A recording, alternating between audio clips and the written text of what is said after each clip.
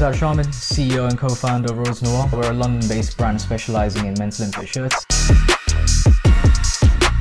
So me and my partner, Abbas Khan, and then all of a sudden I said to him, oh, you know, bro, I have this brilliant idea, you know, I want to basically do shirts for guys that go to the gym.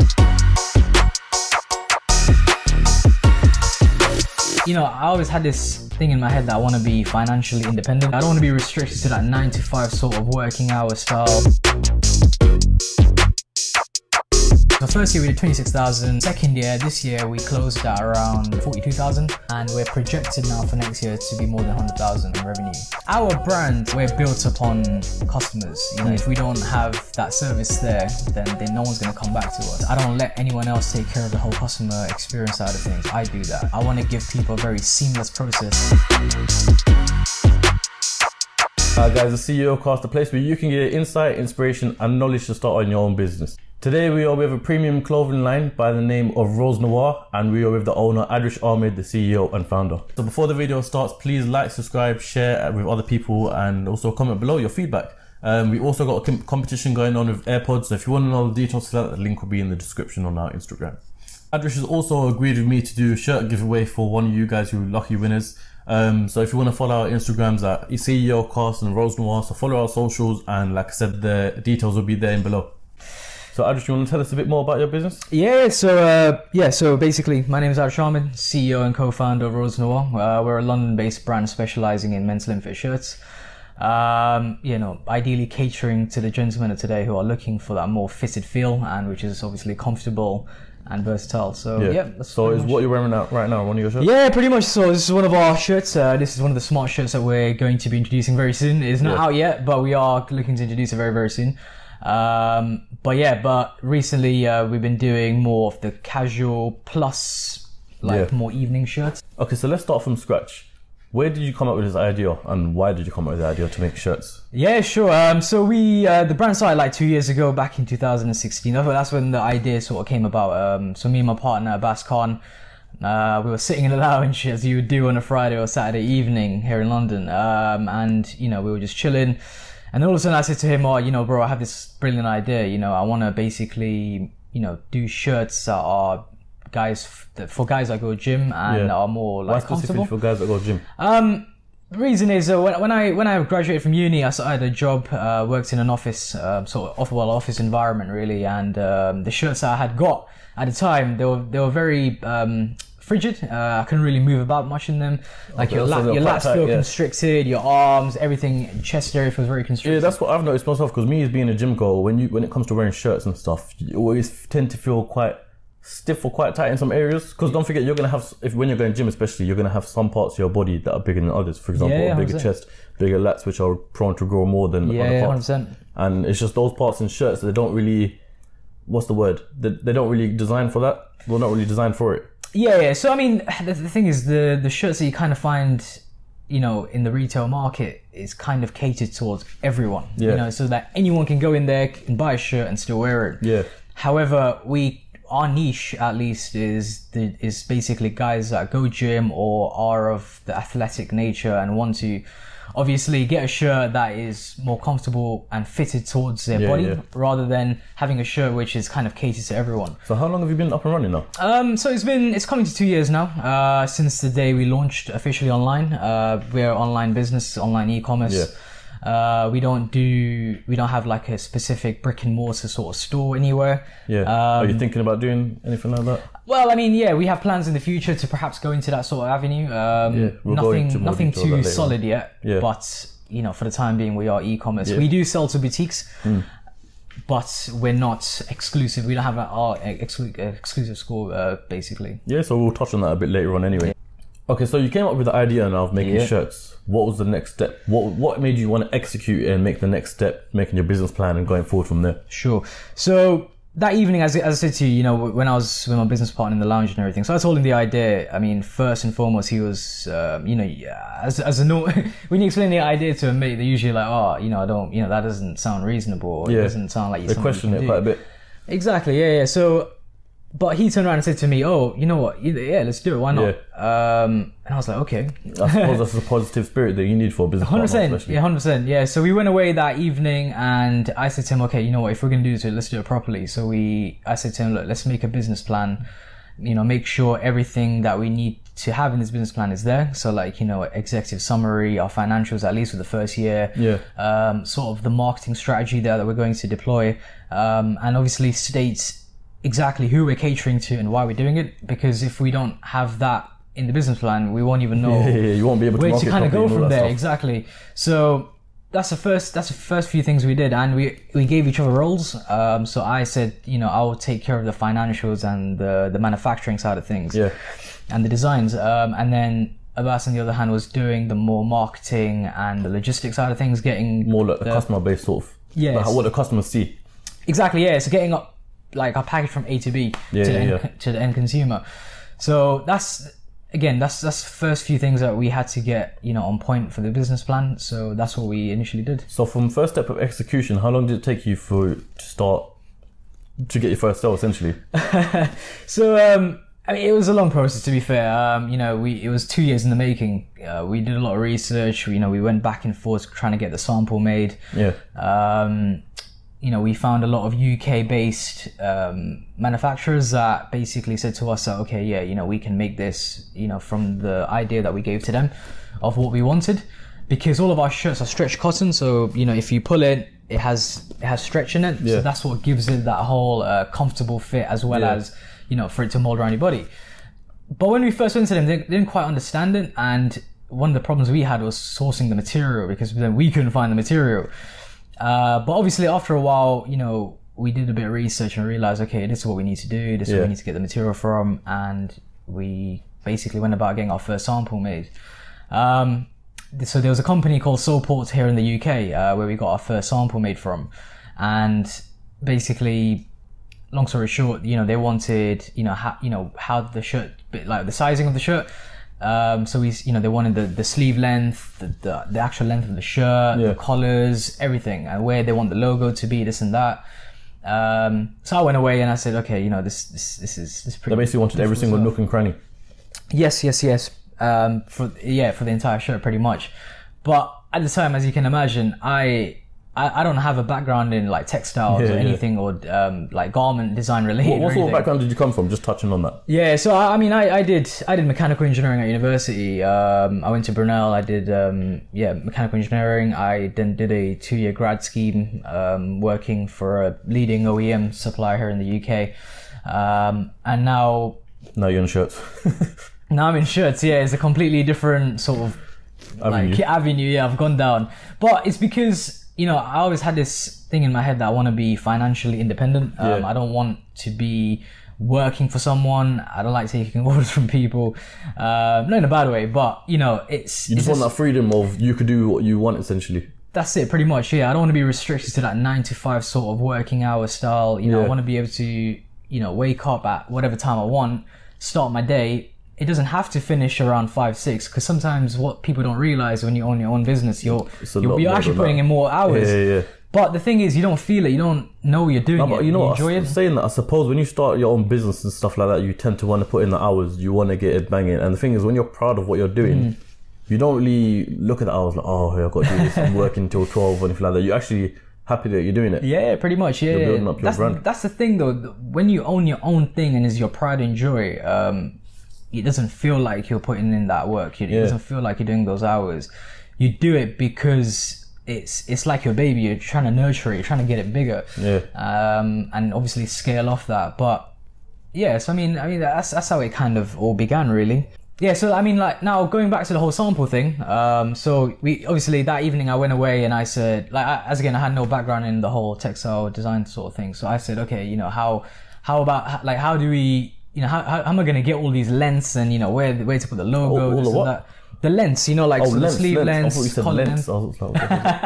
No, so lengths, yeah. So I had to like come up with that. So what I said to Abbas is, all right, you know what, this is what we're going to do. So I'm a size medium usually and he wears a large. And I said, all right, you know what, get all the shirts that you have in your wardrobe, I'll get mine. Let's start measuring. So we got a tape measure We started measuring. We went on Google and typed in how to measure sleeve length, how to measure collar length. Yeah, it's probably because it's not as simple as what it sounds like. You probably have to measure every single seam and you have to do it joint. exactly from like a specific point. Yeah. Like you do it from underneath the armpit to, you know, wherever it needs to be. Like for the length, it's underneath the armpit all the way to the end. Yeah. So that's what we did. So that night, you know, I did all my shirts. I did like 5 or 10 shirts, and he did the same. Yeah. And we came up with almost like a very vague size chart. So did you get like an average between medium and large almost? Yeah, pretty much. And we kind of understood, okay, that between medium and large, there's clearly like some sort of scale that they use. Yeah. And when in the realm of shirts and you know, clothing, you call that grading. Yeah. So going from small, medium, large, extra large, or whatever to Like a XL. scale. There's a scale to it, and there's always increments that they work towards. Yeah. And that process is basically called grading. But yeah, so we got the sample made, we got it, and it was basically nothing like what we had told them to do. It was a disaster. And it come back completely wrong. Yeah. So like the collars weren't anything like this. They were a lot longer. Yeah. And we're like, why have they made the collars so long? And then we measured them, and they weren't even to our measurements that we had given them. So it made no sense. So basically, they just took it and done their own thing. Pretty much, yeah. They kind of basically went and did their own thing. The only good thing about that sample is the material that we wanted was accurate. So if you was to learn from your mistake in that, what would it be? I mean, the clear mistake that we had made at the time was we were so impatient. So what we did was, the first supply we found on Google, we said, all right, you know what, let's get, you know, our stuff made from there. We paid them the money. No matter what money they asked for, we paid them. Yeah. And we got our sample made. I remember at the time the sample. Is it just because you wanted to get it going and going? Yeah, but it's that excitement. You know, when you have that vision in your head, you just want to like get it done, isn't it? Yeah. And I remember at that time, I paid that sample. That sample was around £170. What, the one that you didn't like? That one shirt, yeah, that one shirt that they had. And how much you sell each shirt now? Well, they range, because now we have like a classic edition, we have a luxe edition, and then we're going to bring out the smart shirts. So they will range. Okay, so let's say the one you started off with, the sample, yeah? Yeah. How much would you have retailed that for? So at the time, so when we first started, we retailed those specific shirts at £50. Yeah. But obviously at the time, the sample cost was high, because what they tend to do is, because it's a one-off run, the sample fee is always a bit more.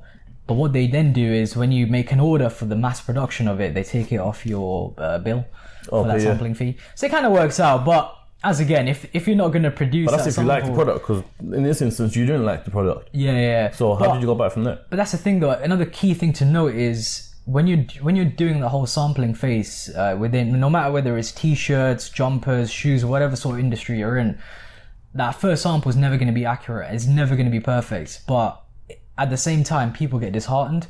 They're like, oh, you know, okay, I had a vision in my head of so and so, but now it's come out to be like this. But that's the thing, though. What you need to do is kind of work. You need to work with that sample and get it to how you want it to be.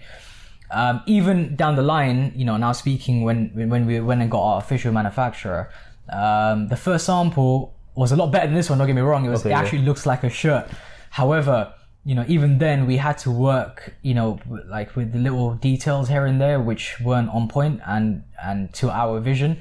So we had to still, you know, amend them with them, and we had to write, you know, detailed emails of, you know, as in showing before and after. So we took a picture of the sample and said, this is how it is now, but we want it to be like this. You know, but how did you do that, considering you didn't have a picture to base it on?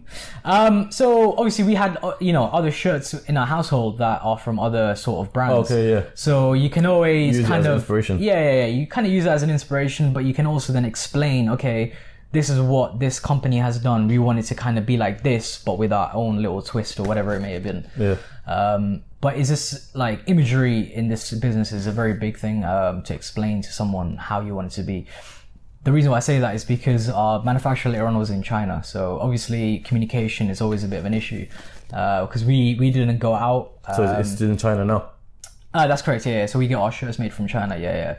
So again, there's another stigma there that, oh, Chinese products are not great. But what people, again, don't realize, unless you're in the business, is that China is one of the biggest fabric retailers. Yeah. A lot of the fabrics that even are made in Pakistan, India, Turkey, all these other places where all these other big brands get their stuff made from, is funnily enough sourced from China, because they have one of the biggest resale markets there. So you get your material sourced and made in China. That's correct. Yeah. So we let our supplier do everything for us. They do the whole back end. Yeah.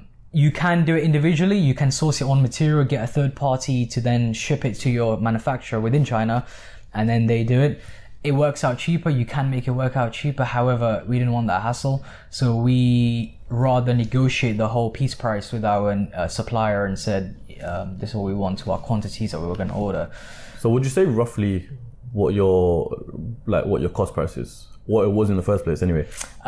So cost price, obviously at the start when we first started, our quantities were very low. So cost price is not always is based on how the design is. It's also based on the fact that how much you're ordering. Yeah. And a lot of these suppliers have a minimum order quantity. So the reason why we were looking in the UK first, because firstly we didn't do enough research. And the reason why we're looking in the UK, because we thought, okay, it's close to home. We can always go there, explain to them what we want and get it. Yeah.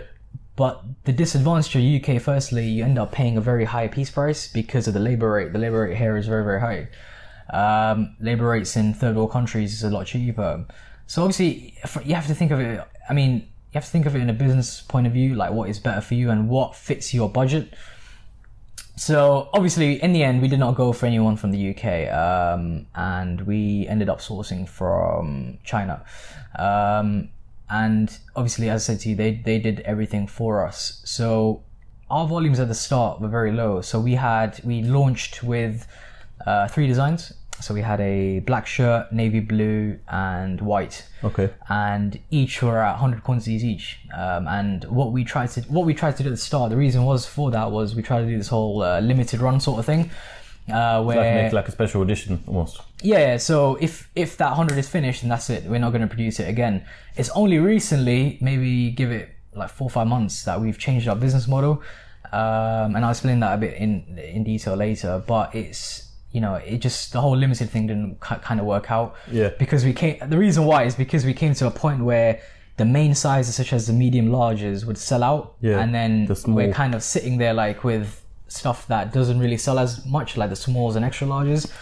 And then our customers are asking us, guys, when is the medium large coming back? And then we're having to tell them, oh, it's a limited run, so we're not going to do it. Is that because to order another batch, you had to sell your small or your less popular sizes to get the money back? Or? No, not really. I mean, we just wanted, as again, we were kind of naive. We wanted the whole limited run sort of thing, and we kind of drove our marketing, on the back end of that. Yeah. And, kind of to persuade the customer, okay, if it's gone, it's gone, you're not going to get it again, so you buy it now.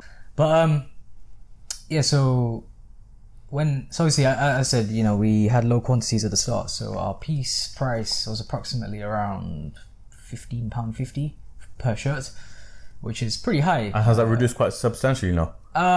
Yeah, because obviously the more volume you kind of order, and then the designs, this and that, obviously. I suppose as with growth, you kind of learn where to improve your costs and all that stuff, isn't it? Exactly, yeah. So there's always ways to reduce costs here and there, but then obviously, you just have to work towards it, really. Yeah, pretty much.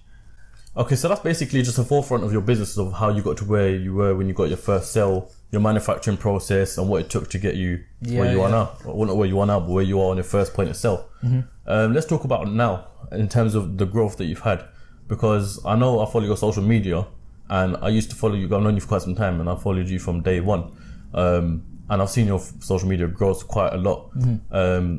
So tell us about what is it that makes you who you are and how you've got here today. Sure. So, I mean, it kind of goes back to the principles of the brand, really. We wanted to make these shirts, or at least these garments, which are kind of mixed to the two worlds of basically athleticism as well as the formal wear. Yeah. So that's why, we're using all these performance fabrics within the formal wear industry, like, mixing elastin, which is a stretchy material, with cotton, which we have for normal shirts. Yeah. So it's just on the back end of that. So the models that we ended up going for were basically these guys that, kind of go gym and, So this relates to the brand aspect of things, yeah? Yeah, pretty much, yeah. So, because that's what the brand was about, isn't it? Yeah. So we got these guys that, you know, obviously go gym, and are kind of seen as the influencers on the social media platform, because the two main ones we use are Facebook and Instagram. The brand is very visual, so we had no need to use Twitter or anything like that. So we always ran off the back end of Facebook and Instagram being one of the main ones. But it's funny you say that though, because I remember I was talking to your business partner and he was saying the most sales that you get are driven through Facebook. Yeah, so Facebook drives most of our sales, but Facebook and Instagram are the same company now because it's owned by Facebook. I believe the reason for that is because Instagram is kind of more, you know, people go on there to see sort of lifestyle and how things are done kind of thing.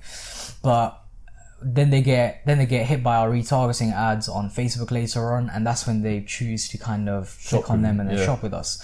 But yeah, so either way, the ads are kind of running on both streams of platforms. But either way, I think we'll speak about that later. But in terms of the whole models and everything that we're going for, is mostly guys that go gym. So like what we've got here running in the background, essentially. Yeah, pretty much, exactly. Yeah. So what you guys have seen here the whole time is just a range of Adrish's shirts, basically. Yeah, so this is from our season 19 collection. But basically models like that, and you'll have adverts create them like this. So I mean, the whole purpose of this video was to kind of just do a bit of a trailer to our season 19 collection. Summer season 19 collection, which, you know, featured a lot of short sleeve shirts as well as some long sleeve shirts. But yeah, so these models that we go for kind of seen as influencers on the scene. But we had lots of issues with them as well. Like during the start, when we first started off, we kind of went for this ambassador sort of program, which a lot of these, you know, fitness companies kind of do, where you take them on a contract maybe for like 3-6 months, and they kind of basically wear your stuff, promote it on social media, and try to bring you sales. How well did that do for you? But that's the thing. So at the start, we had many issues. Because a lot of people do that, let's be honest. Yeah, a lot of people do that. That's correct. That's 100%. So at the start, we had many issues. So some of the models that we got had fake followers, but obviously at the time we were naive and did not know. We just went for the biggest follower account thinking, we'll send you some stuff. Yeah, exactly. Yeah. So, you know, at the end, what they did was they took the shots, posted it up, and, you know, they had a bunch of likes on the image. But when you kind of like go through the likes, you see there's a bunch of bots, and the comments were just like not even related to the picture. You kind of realize, okay, something weird's happening here. So yeah, they didn't work out for us, clearly. They drove us no traffic to our website or anything like that, or sales. Which is essentially the whole reason why you bring products. them on. There were some other influencers which basically the shots that they gave us weren't to high quality. It was kind of like someone's got an iPhone and kind of taken them in their back garden. Again, that's not what we were looking for. We wanted something which was elegant, something which is very classy, professional. Something you could put on your website, your Instagram. Yeah, exactly, and use it everywhere. X is wearing our piece of clothing here, in this instance. Yeah, in this instance, this sort of scenario. So it kind of makes the end consumer kind of think, okay, you know, if I was to buy this shirt, I can use it here. Sort of thing. But yeah, we couldn't use their content, kind of a waste for us, so we got rid of them. Bearing in mind, we took the initial people that we did take on was they were all on a 3-month contract. I was just going to ask you, so the people that you initially took on when you first took them on, were they did you purposely take them on to drive in sales? Well, yeah, I mean that's the kind of goal that we thought was what brands are doing, because when you first start off, you don't know how things are going to work. You have to kind of trial and do a bit of error as well, and kind of see how things go. So that's what we kind of did, and we thought that, okay, you know, if we take these people on, you know, they have a lot of followers, you know, they'll wear our stuff, people will go and click on it and hopefully end up buying it. But that's not how it went. That's what I'm trying to say. So we had all these issues with some of the models. Some of them they charged us money, and they look great. Some of the content they produced was great. So we said, okay, let's go with them. And again, we realized later that all these people that they had were either bots or like just not very genuine. And then there were some that had great shots, but later on our friends and this and that were telling us like they don't really suit your brand image, so we had to get rid of them as well. So all in all, our first, you know, 5 ambassadors that we did get weren't great. And it just didn't work out for us. And at the time, I remember the way that we were driving sales weren't through them. We were just using the images for content on our Instagram, Facebook, blah, blah, blah, right? But the stuff that was bringing us the sales was basically social media ads, Facebook and Instagram. But I know now, because I was talking to you off camera just now, you said you basically have models now to build up the brand and get a brand out there. What do you mean by that? Yeah, so what I live off now is that so influencers and models have never bought us sales. Yeah. Straightforward, right? And I've never been a true advocate of them either way. I don't see the concept of it. I don't like what they do, kind of thing. Because a lot of people are making money off it nowadays, and everyone thinks they're an influencer. Yeah, yeah, that's true, man. But so, and we tested it many times. We got a bunch of guys, you know, with different sort of followings, different sort of builds, you know, the whole shebang. We tried it, never worked. We gave them discount codes, no one ever used them. We got guys from abroad like Spain, Portugal, you know, that have that nice Italian sort of Spanish look. Yeah. You'll see on our Instagram page. And even then, you know, I think one of them did drive us like maybe 2-3 sales here and there, but it was very limited. But now the philosophy I run by is that we don't use influencers to bring us sales. Instead, what we use influencers and all these models for now is to firstly give us content. And secondly, to get our content to their audiences that they have following them. And the reason for that is basically is just to cast a bigger net. And you know, when the brand and the logos are in the public eye, people end up eventually purchasing. And it may not be through their avenue, but they may just come directly to our website or get hit by one of our retargeting ads and this and that. So it's not really about giving something to someone for selling purpose, but more so that they can show their audience and this person can show their audience and basically just build up a whole big image of Rose Noir. Yeah, so when someone sees the logo, they know exactly what that is. Yeah, 100%. And then I guess at the same time, when that goes up, then the sales rate goes up as well, because people are recognizing the brand more, they're seeing how premium it is, what they're getting for the money. Yeah, so I mean, the thing is, a hard thing to tell nowadays. You know, for example, now when we sell products, we don't know whether they you know, people have come through their friends, or there's no way to kind of see that. There's no way to track that. There is way to track, like if someone's come through Facebook, Instagram, because we can tell. Yeah. But yeah, there's no way. Like word of mouth is still to this day one of the biggest things you can use. Exactly. If not the biggest thing. Yeah. So, you know, that's what the kind of thing that we want realistically. We want to run off the back end of that. And hopefully we are coming to that point where that is happening. But that's the thing, I can't tell. But we get a lot of repeat customers. And that means that clearly they're engaged with the products and they love it. We get a lot of emails. We got amazing reviews on Trustpilot. You know, we're rated 4.7 out of 5 on Trustpilot. The only bad reviews we've ever got is like a shipment's been delayed where we've sent something internationally. We have a lot of issues with Royal Mail. Yeah. So we basically our main target was the UK initially. However, nowadays we're getting a lot more sales from Canada and the US. Okay. And, so you're shipping quite internationally as well? Yeah, so we do worldwide, and we provide free shipping as one of the key things for us, because it just takes the whole uncertainty out, the whole checkout process of our website. You know what it is for me? I don't know about anyone else watching this. You know when you can pay for something that's expensive, 50 quid from America or something. But if it's got £1, £2 shipping, £5 shipping, you're like, nah, forget that. But if you're including shipping in your price... Exactly, yeah. So we take out the shipping fee, make it very easy, make it very streamlined for the customer, and that way it gives them more assurance to come and buy again and again. Yeah. And a key thing that we do, another sales trick for people out there, is we look to increase our average order value, and what that means is the more things people buy at once is better for you. It gives you more of a return. So we do bundle offers.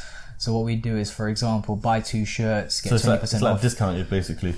Yeah. So it kind of gives them incentive to come and buy, but at the same time, the higher average order value, the better return you're getting in terms of your ad spends, as well as, you know, just your generic day-to-day profit margins. Yeah.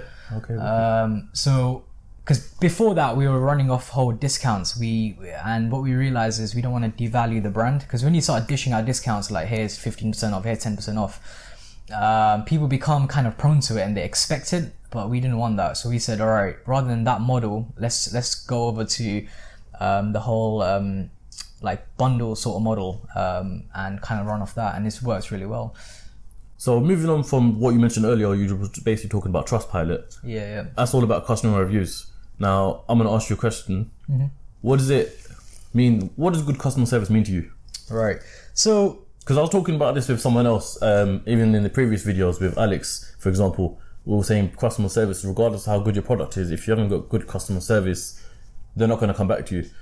So tell us in your experience. Yeah, 100%. So our brand, especially within clothing, I don't know, I can't speak for anyone else, but you know, we're built upon customers. You know, if we don't have that service there, then no one's going to come back to us. Yeah. So hence why within the business, I don't let anyone else take care of the whole customer experience side of things. I do that. You know, I want to give people a very seamless process. I mean, you might want to put up our website here just to show how, you know, things are so... Sorry, I'll put Trustpilot. So you can just show like how easy it is to use our site. Like the whole UI, UX, everything is so easy, so nice, and so, you know, streamlined. Everything flows. Everything basically flows, exactly. And that way, firstly, it makes the customer more it makes them more like trusty towards you, and they're like, you know, okay, you know, if they seem more legit, so I can purchase off here. But at the same time, you know, it makes things a bit easier. It's like, for example, someone wants to go on our site and, you know, and they're having issues like finding a specific size, they might just email us, and we look to get back to them within an hour. And most people sometimes don't get back to you within 24 hours. Yeah. So that's that whole day gap, and you can lose a sale in that time. So for us, customer service is number one. So I look to answer all the emails whenever we get them. Any concerns, like for example, as I was mentioning earlier, when we ship internationally, sometimes packages do get delayed. That's not in our hand 100%. We send them first class tracked and signed by Royal Mail. Yeah. But sometimes when you send things internationally, they get stuck in customs. You know, customs have to then check the products, blah blah blah, and it gets a bit delayed. Yeah, so like for example, the other days, you know, well not the other day, but we get this quite a bit. Like someone wants to know their tracking number, and they're like, you know, when is my parcel going to arrive, blah blah blah. So I usually then attend to those queries ASAP. I'm always on my emails, on my phone, on my laptop, whatever. As I said, you got to run your business 24/7, but you enjoy it at the same time. Exactly, yeah. So, you know, I would basically email them back, here's your tracking number, your parcel is so on and so forth, this is where it is, this is when it will get to you. And again, you're just giving that assurance to the customer, and you're just making sure that, you know, they're comfortable, they know when things are going to get to them, and, you know, and you just make sure that everything's all right with them, and like, you know, if they need any more help, they can always come back and ask you whenever they need to. Like the other time, there was a guy, he said he had to attend a wedding, and it was basically like in 2 days after he had wrote the email to us, and the backstory of that was he had ordered a shirt, it wasn't his size, so we had to resend him another one. And just for him, what we did was, because usually we have to send the parcel the day before for it to get there the next day, because our deliveries are always the next day. But it wouldn't have got to him by the time of this wedding. Luckily, this person lived very close to my business partner, Abbas, and Abbas just dropped it off. Abbas literally went to hand deliver this shirt. I mean, that is the sort of customer service you want to get to someone, because he specifically said, look, I love the shirt, please, I need to get this by so-and-so because I've got a wedding to attend. And yeah, just for us to firstly secure that sale, we went the next day. And at the same time, it gave him so much trust that he came back and he put in a £300 order the next day. No way. Yeah, so... Did you ship that one on time? Yeah, obviously, yeah. I mean, that's the time. He knew his size, he knew everything, so it was just much more streamlined. One thing I wanted to mention, Adrish, I don't know if you guys have seen, but in the back you might have seen British GQ. Let's talk about that, because that's very interesting. Quite exciting. So that was a big feat for us. You know, I got an email one day from British GQ saying that, you know, we love the brand. Is there a way to get you guys on board for our spring summer collection 2019? Yeah. So we were on their May and June edition this year. It was brilliant. You know, Did it help a lot in terms of getting the name out there? See, this is a twofold. So this is kind of like the whole influencer story for us. So British GQ is great. Everyone knows about British GQ. So we were on their magazine, and even from that magazine, I think we got one sale where we can track it, because we offered the readers like a unique discount code. We said 15% off if you use GQ15. So basically, we got like one sale from that. There was one person who came and used the code on our site, and we could tell, okay, he probably read the magazine and bought it. Yeah. However, it never really bought our sales. But the reason and the purpose that we signed on with GQ was to have the name, the recognition. The recognition, yeah. So we can mention our trailers, we can use it in our website, we can, we've put it everywhere. And because of that, it builds, again, trust with the customer. So they see, okay, they were in British GQ, that means that, there's proper good premium. Premium, yeah, exactly. And that's the sort of image you want to portray for the brand. Yeah. It's a premium brand. But how did they approach you in the first place? I have no idea, honestly. I got an email. I thought it was a junk email, because sometimes you get these fake emails. Well, like a virus or something like that. Well, that's the thing. Funny enough, it landed in my junk box as well. But when I opened it, I could see the tag was from an official GQ like email address. Yeah. I went and Googled it, and it was legit. And I then spoke to my partner. I was like, we got approached by GQ. What should we do here? Should we go for it? Should we leave it? But obviously, it was a big opportunity, so we kind of went for it. Yeah, who wouldn't? Yeah, I suppose, yeah. So, and then later I emailed him back and I said, thank you for the opportunity. Yeah, what do we need to do next? He then said, okay, can you send us a few shots of so on and so forth of the shirts that you want to be in the different editions? So I remember at the time we had the pink shirt, as you can see. We had the other olive shirt that we had as a long sleeve. So we had a half sleeve and a full sleeve in 2 different sort of collections of their magazine. But yeah, so we gave them the stuff, and before we knew it, we were on, as again, their May and June edition.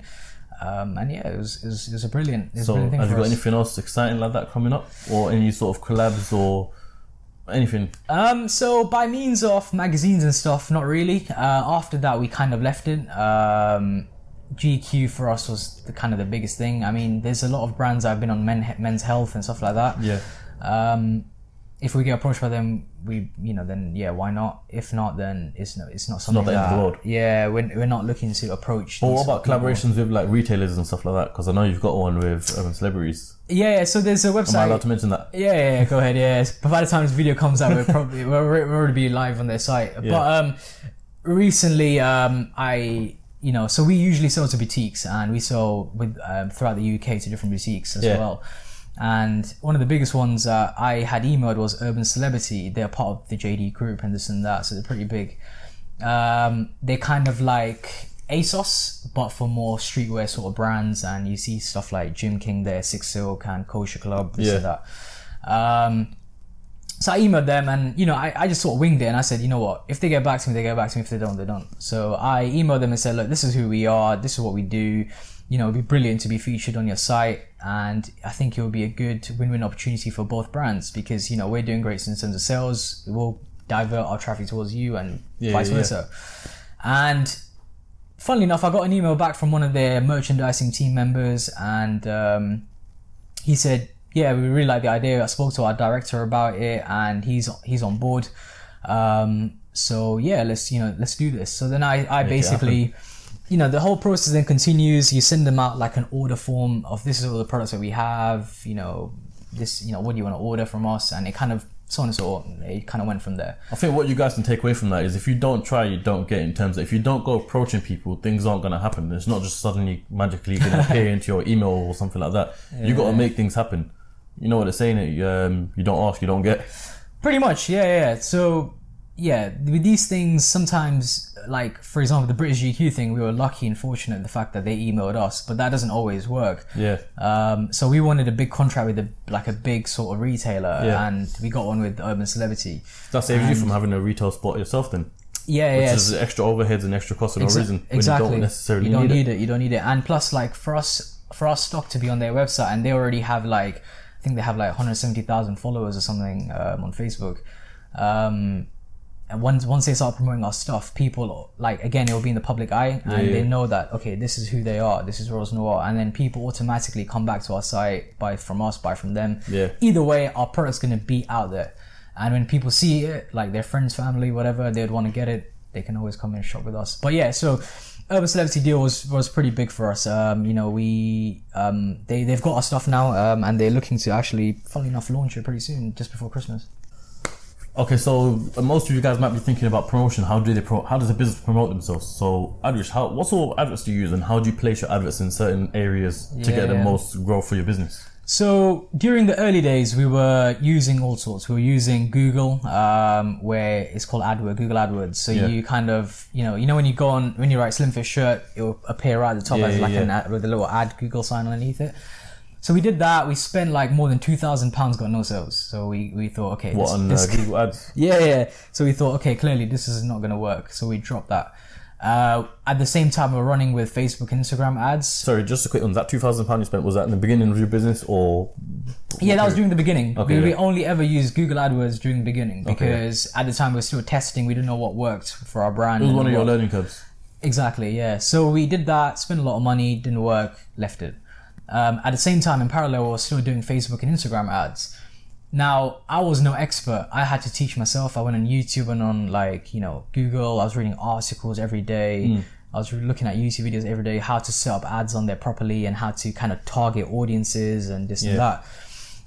So that is the proper way of how we got our first few sales. And it was never the influencers, it was those ads. And it kind of just built from there, really. I kind of got better and better at it. How did the ads work? Because don't get me wrong, I see a lot of adverts on Instagram all the time. It says sponsored and all that stuff. But how does it work in terms of how does the business or the algorithm know who to reach? Yeah. So it's a very complex thing. It's not an easy question to answer, to be fair. But I'll try to summarize it in a sense. So basically, the way it works is when you start running ads, you kind of define your audiences, and what Facebook does, it uses algorithms to learn the sort of people that would attract with your brand. Yeah. So, for example, you can kind of focus on people that have a similar interests to what you're kind of doing.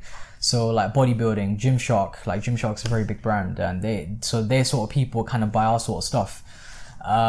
So you can kind of attract it like that, and then you have things like lookalike audiences. When you start making sales and stuff, you can kind of target it for people that are look like the people that have purchased from you before. That's the thing. It's very complex. It's not easy to get to understand, but yeah, Facebook and Instagram is a cash cow nowadays. But the prices of these things are going up, so you kind of need to be. It's because they know the results of it, isn't it? Yeah, it works, and prices are going up, so brands are now having to invest more money in order to reach more audiences and this and that. And with that being said, do you think it's affecting you in any way in terms of the investment you need for adverts? Well, this is it. So at the start, I was doing it myself. However, it came to a point where I thought, okay, we need to scale. Like, at that time, we were getting like maybe 3 orders a day. And I said to Abbas, I was like, look, we need to scale hard with this. There's no point in me doing it, let's get a professional. So we then started speaking to some social media agencies. At the start, we ran with one company for 4 months and they weren't kind of bringing the results that we wanted. So now recently we switched over to another one, and we're getting to that point of where we want to be, to driving like maybe 7 sales a day, 8, 10, so on and so forth. So now we got professionals doing it, and we pay them and we give them a budget of how much they need to be spending to run these sort of ads. Yeah. And they just do it for us, and it works. Yeah, no, it sounds much more efficient anyway. That's the thing. Like, rather than having people, like, we want to be at a point where we have someone in-house doing it, but for the time being, we're just using like a different agency. And then hopefully once we get to that point where we can bring someone in-house, then we'll do it. Yeah. Okay, so you've been running for roughly around 2 years, 2.5 years, correct, roughly. Yeah. Now, would you be able to give us some rough figures of what you've done? Yeah, can do. Yeah, so let's do first year, because first year is always going to be the hardest, trying to make your business boom. Yeah, 100%. Yeah. So first year we did like a total revenue of around 26,000. Yeah. And how much profit would that have been? Well, that's the thing. So a lot of that money went back into the business again. So we in the first year did not pay ourselves. Even in the second year, we didn't pay ourselves. And this is what a lot of people make mistakes. They think they take money out of the business too early. Yeah, they want to start paying themselves. But no, what we rather did was, reinvest that money, keep getting more and more stock, because stock for us was an issue. Sizes were selling out and we needed to kind of replenish in more designs, more things, because our customers were constantly asking for it. So that's the thing. So first year we did 26,000, and out of that we reinvested it. Second year, this year, we closed at around 42,000. and we're projected now for next year to be more than 100,000 in revenue. Yeah, so that's what, 50% growth rate roughly? Yeah, pretty much. So we're doubling kind of every year. No, So on that front, it's going pretty well. And that's the whole purpose and the reason behind that is because we're bringing out more and more stuff. As I mentioned earlier, we changed our business model to not having the limited runs anymore, and we're replenishing stock. So we're reordering from our supplier, getting the stock up again, and getting stuff moving from the door, really. And our agency, the social media agency, has been helping us quite a bit with our average order value, which I was mentioning earlier. So increasing that so our ad spend reduces and our profit margin jumps up. So there's a lot of like tips and tricks that you can kind of do, but you need the right people in your team in order to do it. Yeah, you need the right people in place, innit? Your business is only as good as your team, and if you're not getting the professional help and you're trying to kind of bootleg it doesn't work. Doesn't work. So yeah, so in terms of the financials, yeah, we're looking pretty good, man. We're looking pretty good, man. Okay, so we're gonna end the video on the Q&A as tradition. Yeah. Cool. So got a question here from Asim. Where do you see your business going in 5 years' time? 5 years time. So as again, we're looking to expand to more and more boutiques, more retailers. We're increasing our clothing line as well. So we did shirts. We're doing the formal shirts now, as well as we're doing t-shirts. Yeah. But we're looking to do like overcoats and like loafers, those just like expand smart out. shoes. Yeah. Exactly, expand out really. Can I ask why you want to expand out? Again, just for growth and scaling. Growth is key thing for us, and we're looking to get a bigger office, a bigger unit space as well now because we're ordering all this new stock. So yeah, that's where kind of I see like us kind of going down 5 years, and basically we're looking to do like pop-up stores, this and that, to get the community to us and kind of experience the brand itself. Got another one here from James. So some people say that shirts are seasonal. How do you find it? I'm guessing you're talking about in terms of sales and stuff. Yeah, so shirts can be sold whenever, and this is one of the biggest things why we signed on Urban Celebrity, because one of our key selling points to them was that shirts will sell no matter what season it is. Yeah. Because you can wear a long sleeve shirt out even in the winter time, even a short sleeve. All you got to do is put a jacket on, or like a jumper or whatever on top, and you're ready to go. It kind of goes with everything, doesn't it? It can go with jeans, obviously it goes with trousers. Exactly. That's the thing with male fashion, is so limited. No, it's very limited. No. Yeah, man. Girls' fashion is very broad because they have so many different items. That's true, but then so do men. Okay, we'll talk about that in another video. One here from Simon. What sort of future products have you coming out, and have you also got anything else coming out for women? Yeah, so we got some really cool stuff coming out now near December time. So we've got some winter stuff coming basically. So we've got some turtlenecks, some half zipper jumpers, all exclusive. So I can't wait to get them launched. We've got these formal shirts I'm talking about here. So it's like everything's in the detail with us. Like we even got pin collars in these, so they hold the collars straight. Yeah. The logos on the little sleeve here.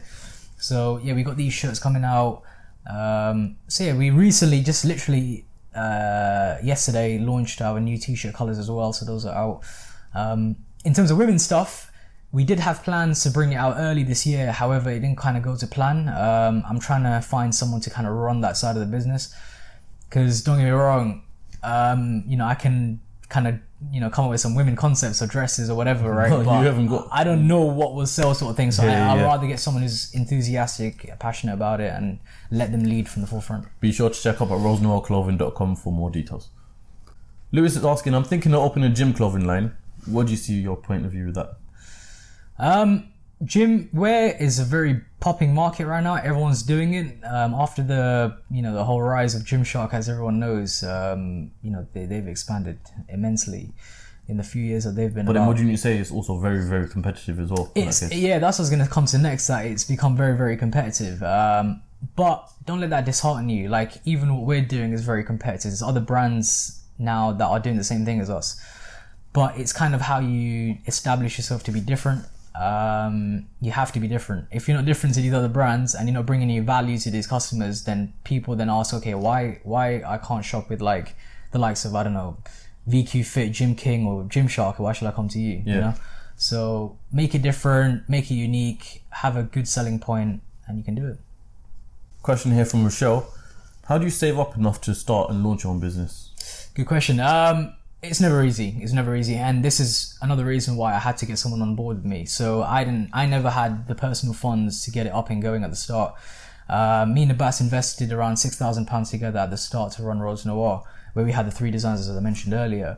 But someone to have that sort of money by themselves, it's not easy. So get someone on board with you, get a business partner, but that business partner needs to be like-minded. You know, you can't have yourself putting in 100% of the work and they're not putting in anything. You need to have someone who's working on par with you and can basically better you. So as I mentioned, you know, me and Abbas had defined business roles. So you know, you really and truly, you don't want someone who's kind of like you, who's doing the same thing. You want to like kind of differentiate that between one another. So for example, if you're strong at like sales, make sure that the other person's good at marketing. Yeah, that sort of thing. So yeah, get someone with you, split the costs, makes it easier. And makes it easier. Exactly. But choose a person wisely. But on top of that, even if you, for example, have a partner and you still are struggling with funds, nowadays, if you have a robust business plan, you can go to banks, you can get a startup loan. Yeah. And with that, you do need a business plan because it will not accept you without one. I think we're going to do an episode more in detail about that in terms of business plan, getting a loan, financial. Yeah, I think you should. Yeah, have you or financial advisor or whoever wants to come. If you want to join us with the podcast, email me at CEOCAST@gmail.com. I'll put it here right now. Okay, last question comes from myself. It's not really a question actually, but give 3 lessons that people can learn from when it comes to starting their own clothing line. That's again a good question. The 3 things I'll say is, firstly, do your research. You know, don't jump into things. Like we jumped into things very, very quick, so we ended up losing quite a bit of money at the start. Yeah. Just from doing silly things that we could have avoided. So do your research. You know, always make a list of different suppliers, this and that you're trying to source for. And ideally obviously look for the cheapest, but make sure that the quality is on par with the money that you're going to be investing. Because some suppliers are very cheap, but the quality they produce is not very good.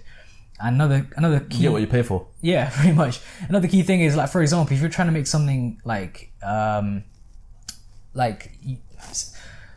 let me restart that. So another example is, like, for example, if you're trying to do like shirts, jumpers, or shoes or whatever, not every supplier can do that.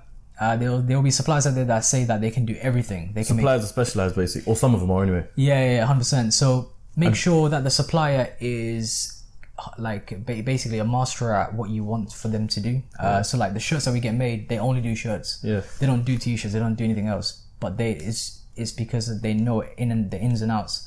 So always go to supplier that are you know, basically knowledgeable in that field that you're trying to do. Another key thing that I'll say is, when you're coming up with a business idea, like, make sure you're trying to solve a problem, because you know, you can't, if you're not solving a problem, you don't really have a business, if that makes sense. Like, the problem that we were trying to solve is guys that go gym, they can never find the right fit clothing for them because their upper body is pretty big, but their waist might be it's very thin. So I agree with that knowledge entirely, but I mean, there's other ways of doing it in terms of like people would go along the lines of what other people are doing. Have a twist to it though, like reinvent the wheel almost. Not reinvent the wheel, but do it in a different way. Yeah. No, 100%. Yeah, you can do that. But be different, isn't it? But the problem is, if you kind of backstrap on someone else's idea and you're trying to, like, as you said, reinvent the wheel, there will be a time where you kind of get bored of it because that was never your ambition. That was never your passion. Yeah. But if that is your passion, like, let's just say someone's passion is cars and they want to open a wrapping place. There's loads of places. The biggest person in Yanimais, but it's just thinking outside the box how you can make to do things different or something like that, which is very hard in that aspect, to be honest. I've thought of it many times. Yeah. So yeah, I suppose you can do that. Yeah, why not? But just make sure that I suppose in your business plan you're fully defined and you know what you're doing. Yeah. And then last but not least, the thing I'll say is just be a bit efficient with your money. As again, we wasted a lot of money during the early days, you know, trying different avenues. But at the same time, I think it's twofold, because I think that you should do trial and error, because as the business grows, you learn from the mistakes you made. So I would always promote that. There's no one in the world that can sit here and say to you that don't do this, don't do that, because no matter what, you're still going to come across these hurdles and you're going to learn from them. So make sure you have a process in place, which is kind of like lessons learned. Learn from the mistakes you made. Try to, you know, make sure you don't do them again, and you know, you kind of move forward and, you know, do better from them, really. All right, Adrish, I think we're going to end the video there. It's been a pleasure having you on. Thank you for your time. I know you're a busy man. And you've got a business to run. But yeah, if you guys enjoyed that and got really good knowledge from it, please make sure you drop a like, subscribe and comment and share with other people who are like-minded like yourselves. Business-minded, orientated, anything like that. Also follow our socials at CEOCAST on Instagram and Facebook, and Rose Noir Official on Instagram and Facebook, as well as rosenoirclothing.com, so you can purchase some of his premium shirts. Yeah, check it out, 100%.